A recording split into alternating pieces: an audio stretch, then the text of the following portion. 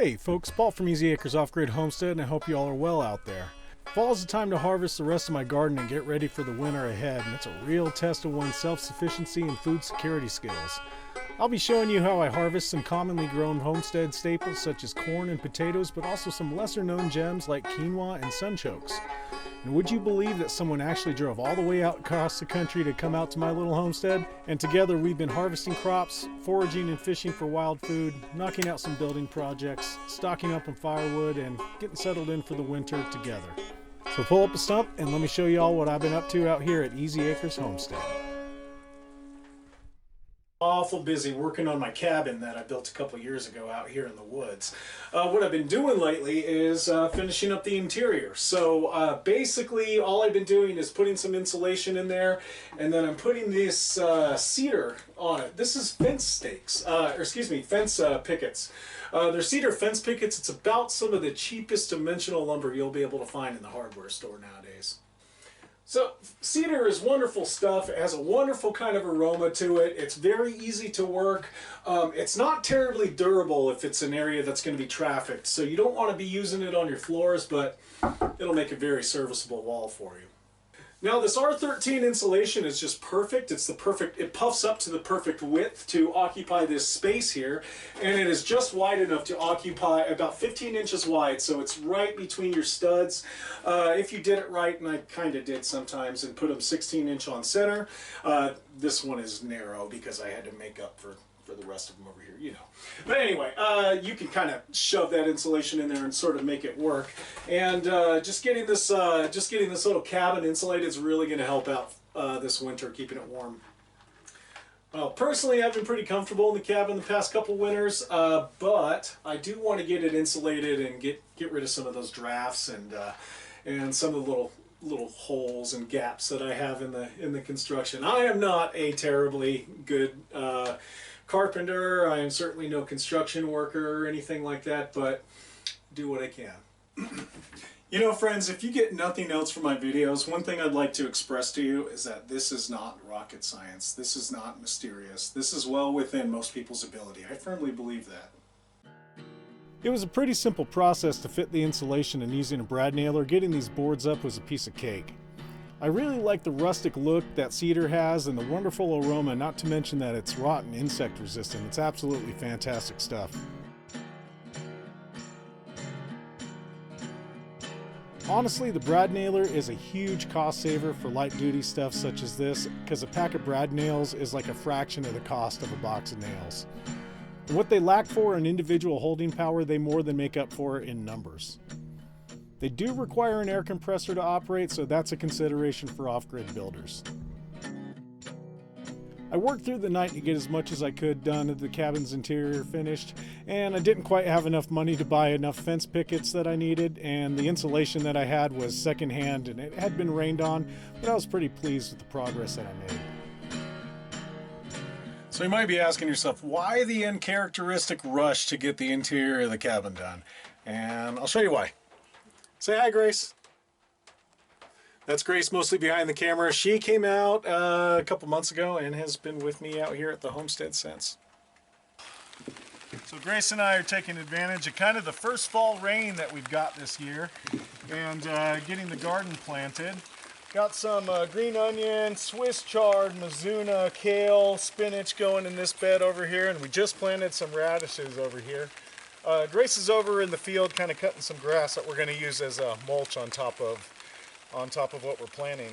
I really think using grass as mulch, this dried brown grass, makes an excellent mulch, and I believe that it also kind of retains a little bit of the earth's heat once the sun goes down, so it can also help your plants make it through a frost, especially when they're tiny seedlings.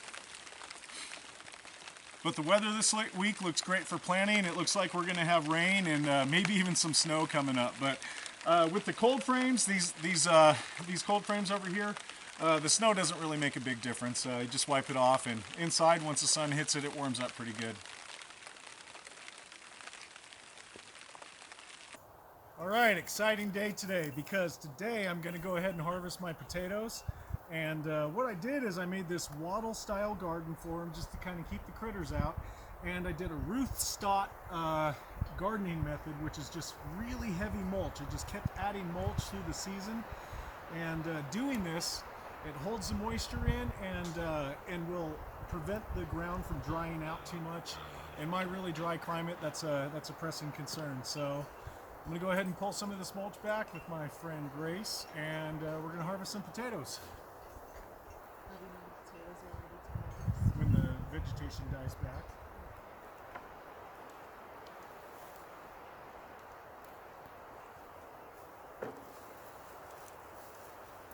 So I think disappointing might be a bit of an understatement. I didn't get a whole lot of potatoes, and the ones that I did get have this green kind of chlorophyll in them, and I'm not sure if we can actually eat those. I might just save these till next year to plant again.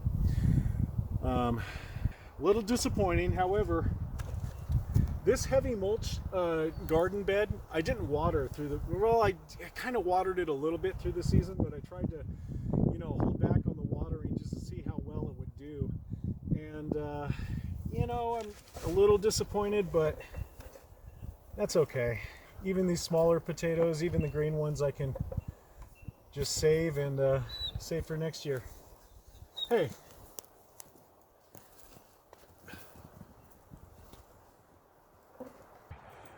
This here is amaranth, sold in grocery stores, quinoa, and these little flowers have these tiny little seeds in them. And the way that we are going to harvest it is I'm just going to cut the whole flower head off very carefully.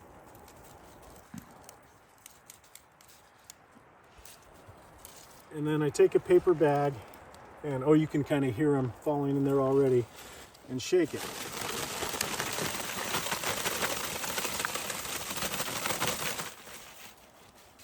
And you can see at the bottom of the bag, you have those little seeds. Those little white seeds are what you want. It takes a fair bit of winnowing and processing to get it all separated from the flowers, but it's a good way to get it. I love quinoa because you can add it to rice, you can add it to bread, soups, all kinds of stuff. I didn't have as much planted this year as I wish that I did. Quite a few of my plants got eaten by rodents and grasshoppers, but this one didn't do so bad. Now the next trick to quinoa is after you get it off of the seed heads, is what you want to do is you take your paper bag, that's got all that delicious superfood in the bottom of it. And what you want to do is set this out in the sun, and the reason why is because in here are going to be a lot of insects. So you want that to sit in the sun because having the sun on it will have the insects leave. Look at that. Isn't that wonderful? Or as I called it for years and looked stupid doing it, quinoa. And if you live in a climate that gets more rain, and chances are you do, this will grow really well for you. Almost like a weed. There are some decorative varieties of amaranth. One that I see commonly planted in gardens is Love Lies Bleeding. Looks very similar to this red garnet amaranth, but an amazing superfood. So the quinoa seeds are in these little red bracts of flowers, and what I'm doing is I'm breaking them up and then blowing on them gently, or just kind of dropping them. We got some nice wind today, just kind of dropping them in the wind, and it might be a little hard to see, but for the most part the seeds are going to fall through, and that's what we want, and the little bits of flour and everything are going to blow away. This process is called winnowing. Ancient.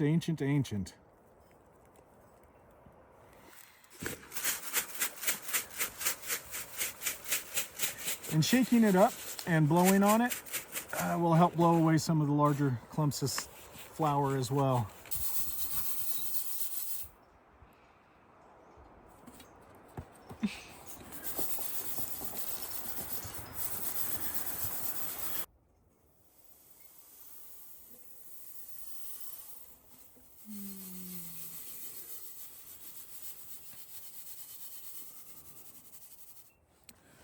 A lot of work for a quarter cup of food.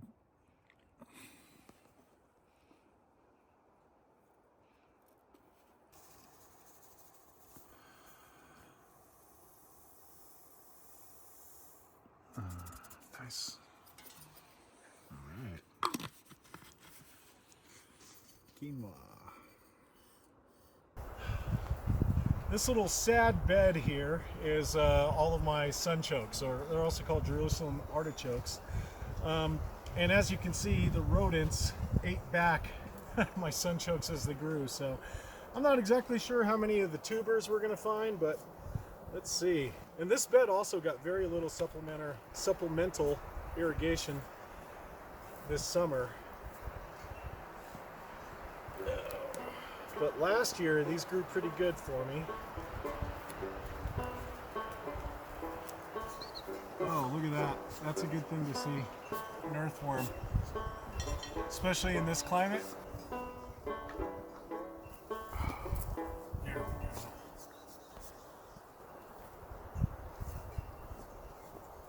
I'm going to save these attached to the stem to regrow, but some of the larger ones will harvest.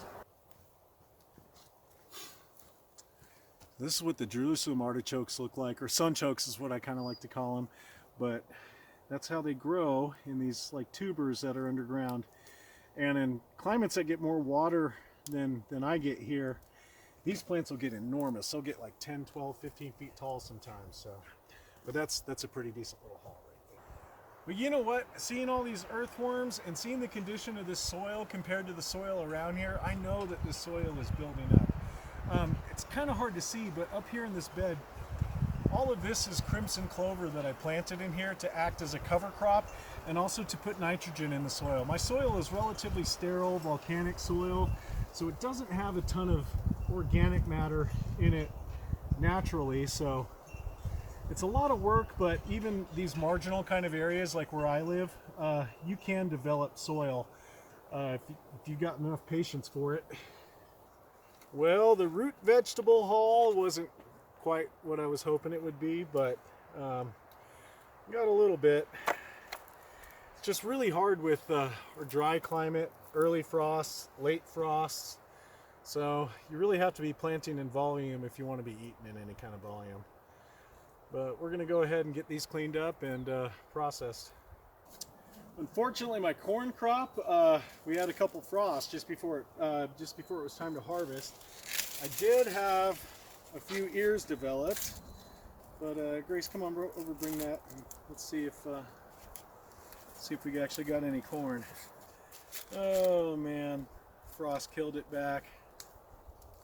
Now each one of these little hairs is part of the reproductive structure of the corn, so each one of them leads down to one of the kernels. They only develop if they're wind pollinated, and that's why you need to grow them in these blocks or rows like this. It doesn't look like we're going to have much of a harvest, so it's probably about time to get this chopped up. So I might not have had much of a corn harvest, but nothing is ever really wasted out at the homestead. The corn stalks and leaves that are left over are going to make an excellent addition to my compost pile, which I'm going to be building up over the winter and hopefully have some available by spring. We did get a few cobs which we can as baby corn, and we'll be roasting some of the larger cobs on a fire later. I'm going to load up these waste stocks on my jjigae to haul down to my compost pile. And if you haven't seen my jjigae video yet, absolutely check it out. I find myself using this all the time, and it really excels at these odd jobs such as hauling away all the corn stalks.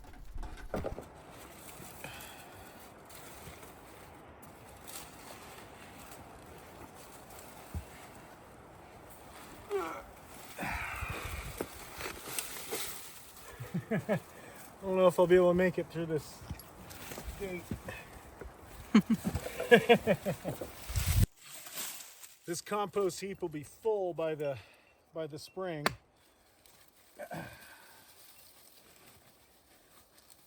A lot of the local wild horses left some treats for me to pick up along the road too.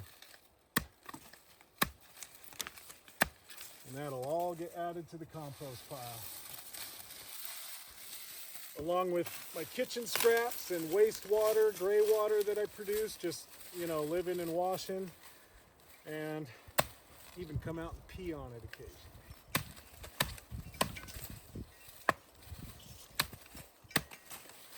But not too much. I don't want to build up too many salts in there.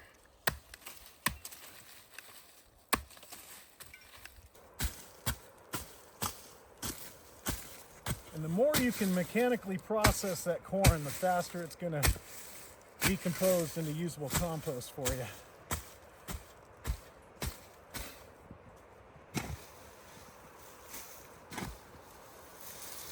And throw some of that lower down compost on top. And finally, I'll throw my black plastic over it, tattered as it is, to hold that, just my ice bag. Throw some wood on top so that it doesn't blow away. And that'll keep all the moisture inside and just allow it to compost for me and ferment.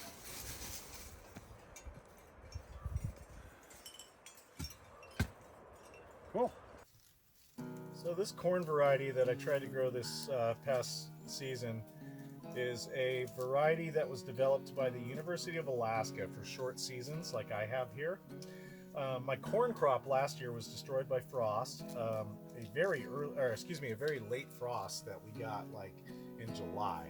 So my corn was already planted and growing well when that frost hit. So I held off on planting this corn until about the 1st of July before it went into the ground. Unfortunately, corn doesn't transplant well. It has to be direct sown into the ground. So it was a relatively short season, and I would have loved to have let it grow further, but was it 2 nights ago? It got down to like the teens, so the corn wasn't going to make it. Much of the corn crop had actually died back and was nice and brown, so we went ahead and took all the stalks down and harvested what ears that we could. So taking what I learned last season, the plastic mulch does really well for the corn, keeps the moisture in and keeps me from losing too much water through evaporation. The pests don't seem to bother my corn as much as some of my other crops. Even the rodents seem to leave it alone, so that's good. But I have some seeds of a variety of flint corn that was grown in the southwestern United States by the indigenous folks that lived there for thousands of years. So I'm going to give that a shot and see if that works for me next year. I believe it's a more drought and a more frost resistant variety. So hopefully I can get a successful crop with it. But it's kind of part of being in a marginal climate like I am, where we get a lot of heat and a lot of drought, very little rain. It's you have to really examine what you're planning on growing and be very water conscious of it. In a kind of arid climate like where I am, you have to be pretty conscious of the crops that you're growing and be pretty selective and try to choose for the most drought resistant that you can find. So while we really didn't get the fat cobs, the swollen kernels like we would have liked, we did get a fair bit of corn silk. And with the corn silk, we decided we're just going to spread them out on this screen here to dry and make some corn silk tea, known in Korean as oksususuyum. I've read some proposed health benefits to corn silk tea, but all I can really confidently attest to is that it's got a nice, earthy, subtle corn flavor, maybe a bit like roasted barley tea. I really enjoy it. In the meantime, I'm going to enjoy one of my all-time favorite snacks, and that's corn on the cob roasted over the coals of an open campfire. Ooh. Steamy. Steamy. Oh, it's good. Oh, it's really good. Can you eat the cob? The cob? I don't think so. Not this one. Okay. The smaller ones probably. Mm-hmm. I was really worried because this corn didn't quite mature like I was hoping it would, but it's still edible. And dang, absolutely worth planting and harvesting. Fall is a fantastic time of year to harvest wild rose hips. After the first few frosty fall nights, they ripen and sweeten and they're just ready for picking. By the river near my property, they grow in huge clusters, and Grace and I make a day of it. We might rinse out a bit of laundry while we visit. We're really careful to use the smallest amount of mild detergent that we can get away with, and we avoid dumping it directly into the river. I seldom pass up the opportunity to catch a few trout while I'm at the river. We are blessed to have miles of pristine, prime trout water and generous legal limits so close to the homestead. During the fall, as the water cools, the trout lose that muddy, off flavor they develop in the height of summer, and they become really great eating. The fruiting body of wild roses is absolutely packed with vitamin C, antioxidants, and other such hippie speak. Grace and I harvested some and we split them open to expose them to the sun to dry. The rose seeds in the middle, contained within the hips, are covered in tiny irritating hairs, and in the past these are actually sold as joke shop itching powder, so these should be removed before consumption. We found that splitting the rose hips and drying them out for a few days made the process of extracting the seeds a lot easier. They can be scraped away with a knife, or as Grace has been experimenting with, using a cosmetic eye brush to remove the seeds and hairs. Your tools are going to become really gummed up working with the rose hips, so having a wet rag handy to periodically wipe them down is really helpful. That said, about the hairs, I've just ate the pits and spit out the seeds, and I've never noticed any ill effects personally.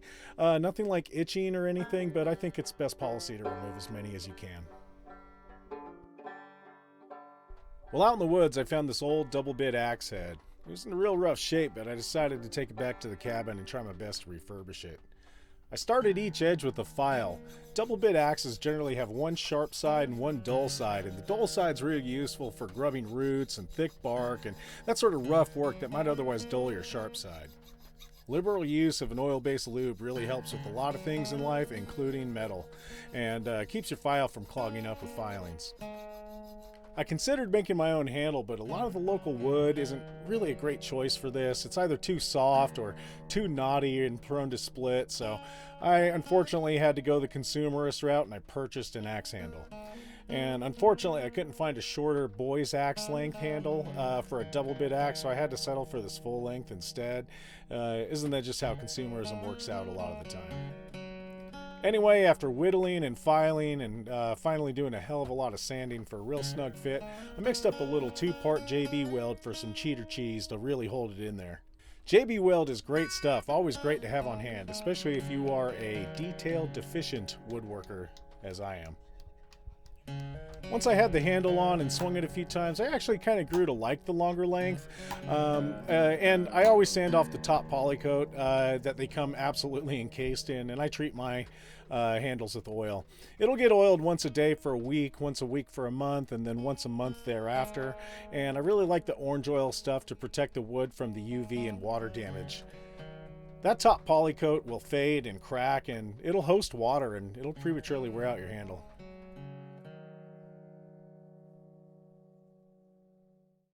The single biggest building project that Grace and I tackled this fall was the quail aviary. I released a video on its construction and it's been holding up great. With all the additional space, we're really considering expanding our flock of quail, so obligatory YouTube plug, make sure you subscribe so you won't miss that. Other than swapping out their waters when they freeze and topping off their food, they pretty much look after themselves. I believe it's important that they stay dry, so I make an effort to cut grass for them to prevent their run from becoming muddy.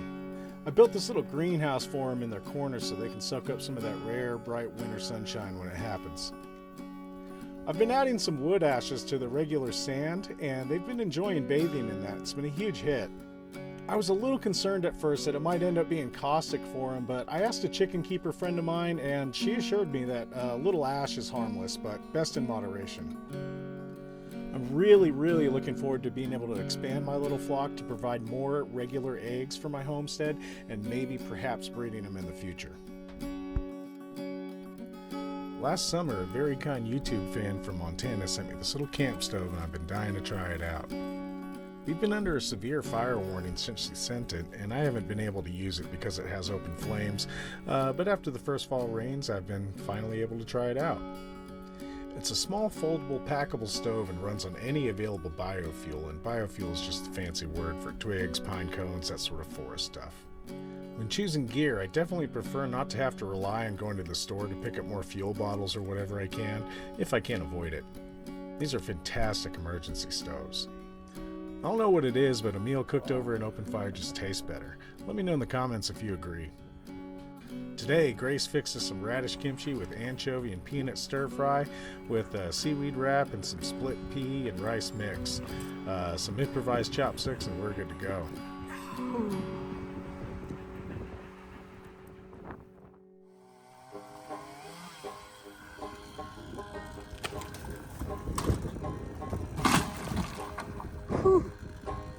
Sunny fall days are great for harvesting firewood. Since we only cut dead standing timber, the wood's already cured for the most part and ready to be split and stacked. It really is amazing to me that I can have the entire winter heating bill paid in the form of a nice stack of firewood, generated only from the labor of a few nice days in the woods, a couple afternoons splitting and stacking, staying fit and enjoying the great outdoors. After a few winters, I can almost pick up a log and make a pretty good guess on how many hours it'll burn given the right amount of coals. And I notice that when I haul firewood inside from the stack, I can kind of pick some quick burner logs and a couple all-nighters. The awareness and sense of these things that I've developed for really niche skills is really fascinating. We took advantage of any clear sunny day, but as fall wore on and the weather turned when it's rainy, I generally like to stay indoors. Maybe I like to work on carving us a kimchi bowl or a nice rice spoon. Grace enjoys doing some art or calligraphy when she isn't coding. And maybe we both like playing Skyrim while we listen to the rain on our tin roof.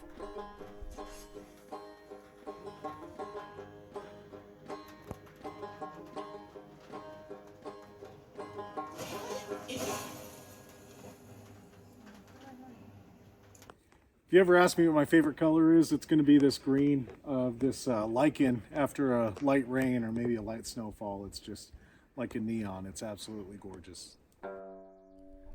I have to admit, the first winter that I spent living off grid when the snow started to fall and the nights got cold, it did fill me with a sort of apprehension. Maybe like a dread light. Not quite dread, but almost. Your remoteness becomes palpable when you're physically cut off from any sort of help if you needed it. But these days I've really grown to appreciate the beauty and the changing of the seasons. The first few snows are always the most beautiful. Ready or not, winter's fast approaching, and I feel pretty confident that Grace and I are more than ready for it. I hope you all be here with us for it. Anyway, I am Paul from Acres Off Grid Homestead. Y'all take care out there, be well, and be easy.